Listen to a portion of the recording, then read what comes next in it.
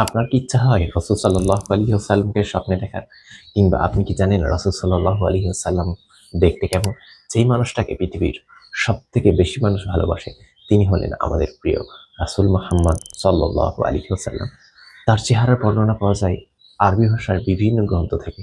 কিন্তু বাংলা ভাষাতে সবথেকে ভালো রাসূল সাল্লাল্লাহু আলাইহি ওয়াসাল্লামের সৌন্দর্য, রাসূল সাল্লাল্লাহু আলাইহি ওয়াসাল্লাম দেখতে কেমন ছিলেন সেই বিষয়ে একটি সুন্দর বই হচ্ছে রাসূল সাল্লাল্লাহু আলাইহি ওয়াসাল্লাম দেখতে যেমন ছিলেন।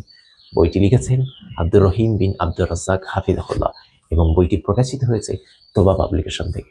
বইটির মুদ্রিত মূল্য আছে মাত্র ৯০ টাকা এবং বইটির পৃষ্ঠা সংখ্যা আছে মাত্র ১১২। আমরা যাদেরকে ভালোবাসি ঠিক তাদের অনুসরণ করতে, তাদের অনুকরণ করতে ভালোবাসি।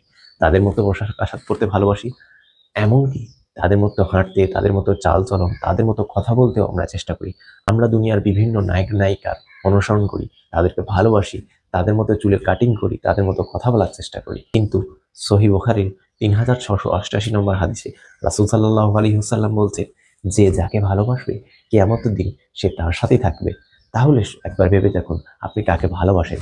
আমরা যদি রাসূল সাল্লাল্লাহু আলাইহি ওয়াসাল্লামকে সত্যিকার অর্থেই ভালোবাসি থাকি, তাহলে তার মতো চুলের কাটিং হওয়া দরকার, তার মতো দাড়ি হওয়া দরকার, তার মতো পোশাক হওয়া দরকার, তার মতো টুপি হওয়া দরকার সাল্লাল্লাহু আলাইহি ওয়াসাল্লাম।